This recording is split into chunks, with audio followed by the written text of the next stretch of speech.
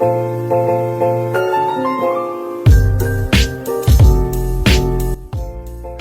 assalamualaikum warahmatullahi wabarakatuh. Perkenalkan, nama aku Wilda. Nah, di sini adalah video pertama aku mengenai video pembelajaran tentang Syu'aibul Iman. Udah pada tahu belum ya apa sih itu Syu'aibul Iman? Yuk, mari kita dengar penjelasan berikutnya. Syu'aibul Iman dalam bahasa Arab berarti cabang-cabang ilmu, merujuk pada tindakan nyata seseorang yang memiliki iman atau hatinya itu sebagai wujud implementasi rukun iman. Jadi, sebelum kita belajar Syu'aibul Iman, ada baiknya kita tuh belajar tentang rukun iman. Nah, rukun iman itu aku sudah jelaskan di video berikutnya. Mungkin ada yang berpikir, kenapa sih pakai istilah Syu'aibul Iman padahal kan kita bisa bilang rukun iman? Sebenarnya jawabannya semuanya sama. Syu'aibul Iman adalah cabang dari rukun iman. Jadi sebelum belajar Syu'aibul Iman, kita harus tahu dulu nih, rukun iman itu ada berapa? Wilda kasih waktu buat kamu untuk menebak. Sebelum kamu menjawab berapa sih jumlah dari rukun iman itu, apakah 5 atau 6? Wilda mau kasih tahu nih, rukun iman itu sebenarnya apa ya? Rukun iman itu tuh sama dengan pilar atau kepercayaan yang wajib dimiliki oleh umat Islam. Namanya percaya, pasti kamu yakin. Yakin berarti kamu berserah diri atau memastikan segala sesuatunya ini telah diatur oleh Sang Pencipta dan kamu sebagai manusia yang diciptakan. Jadi rukun iman itu apa ya jumlahnya?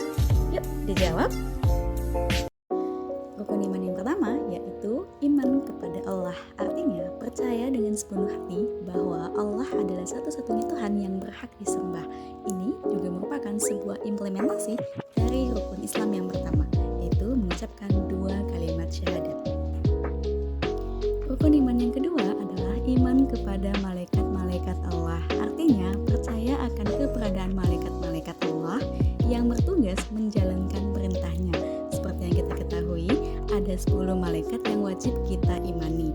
Nah, tugas malaikat itu diantaranya seperti memberikan rezeki, menurunkan hujan, mencatat amalan baik dan amalan buruk, menjaga pintu surga ataupun neraka, dan segala macamnya. Rukun iman yang ketiga adalah iman kepada kitab-kitab Allah. Artinya, percaya akan kebenaran kitab-kitab suci yang diturunkan oleh Allah seperti Taurat, Zabur, Injil. Nah, Al-Quran merupakan kitab terakhir yang diturunkan Allah sebagai penyempurna kitab-kitab terdahulu. Rukun iman yang keempat adalah iman kepada rasul-rasul Allah. Artinya, percaya akan keberadaan para nabi dan rasul yang diutus oleh Allah untuk menyampaikan risalahnya kepada manusia, dimulai dari Nabi Adam hingga Nabi Muhammad SAW sebagai nabi terakhir. Rukun iman yang kelima adalah iman kepada hari akhir. Artinya, percaya akan datangnya hari kiamat sebagai akhir dari kehidupan dunia, yang tidak satupun manusia mengetahui kapan dan bagaimana kejadian tersebut kecuali Allah. Rukun iman yang keenam atau yang paling terakhir adalah iman kepada qada dan qadar. Artinya, percaya dengan sepenuh hati bahwa segala sesuatu yang terjadi di dunia ini adalah atas kehendak Allah dengan menetapkan takdir yang bisa diubah dan takdir yang tidak bisa diubah. Takdir yang bisa diubah memerlukan usaha manusia itu sendiri, sedangkan takdir yang tidak bisa diubah itu, sekeras apapun manusia itu berusaha, tidak akan bisa merubah takdir tersebut. Sebenarnya kita tuh sudah nggak sih mengimplementasikan tentang keenam rukun iman ini? Kalau belum, mari kita simak penjelasan berikut ini. Bentuk implementasi dalam kehidupan seperti 1. Ibadah, yaitu melaksanakan sholat 5 waktu, puasa Ramadan, menunaikan zakat, dan pergi ke Baitullah untuk melaksanakan haji.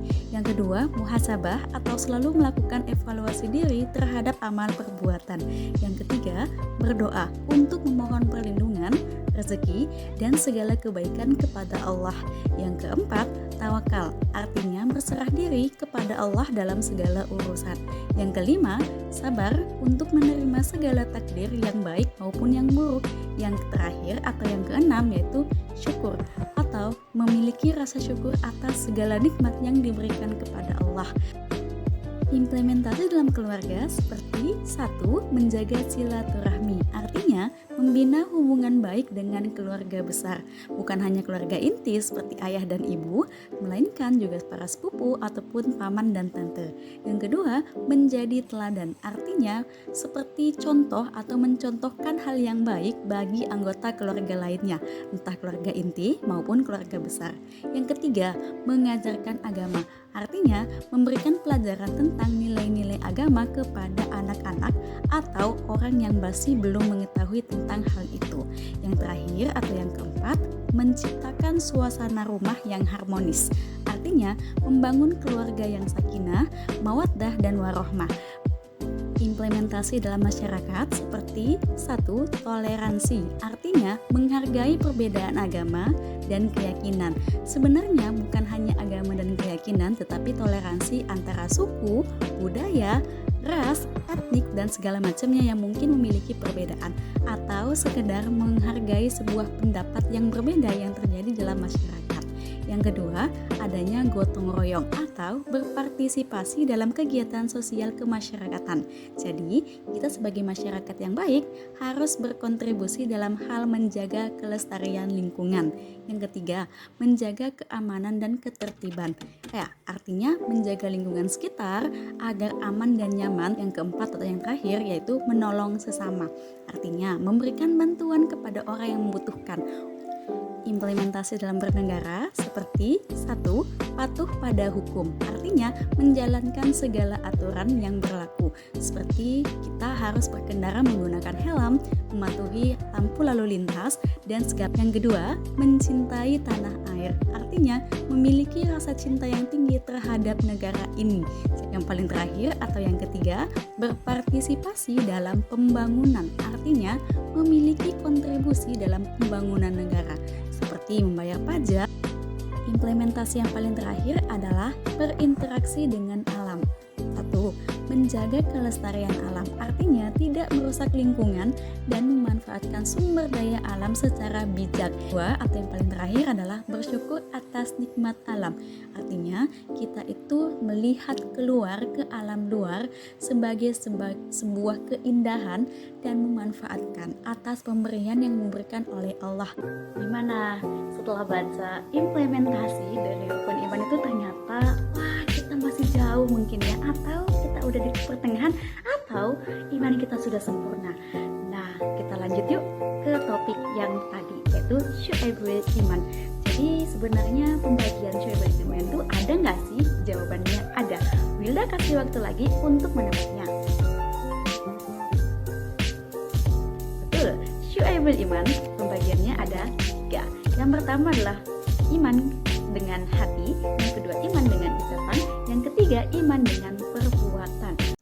Adapun dalil nakli dari Syu'aibul Iman yaitu An Abi Hurairah radhiyallahu anhu qala Rasulullah sallallahu alaihi wasallam al-imanu bid'u wa sab'una aw bid'u wa sittuna sub'atan fa afdaluha qawlu la ilaha illallahu wa adnaha imatutul adza anit tariqi wal haya'u sub'atun minal iman. Artinya dari Abu Hurairah radhiyallahu anhu berkata, Rasulullah sallallahu alaihi wasallam bersabda, iman itu 77 lebih cabangnya. Yang paling utama adalah mengucapkan la ilaha illallah, dan yang paling kurang adalah menyingkirkan apa yang akan menghalangi orang di jalan. Dan malu itu salah satu dari cabang iman. Hadis riwayat Muslim.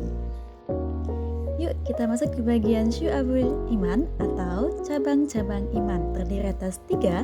Yang pertama, iman dengan hati. Artinya meyakini dengan hati bahwa Allah adalah satu-satunya tempat meminta dan tiada Tuhan selain Allah. Implementasi lain dari iman dengan hati artinya mengucapkan atau mengungkapkan sebuah niat yang masih di dalam hati. Contoh, berniat sebelum melaksanakan sholat atau berniat untuk melaksanakan puasa esok harinya.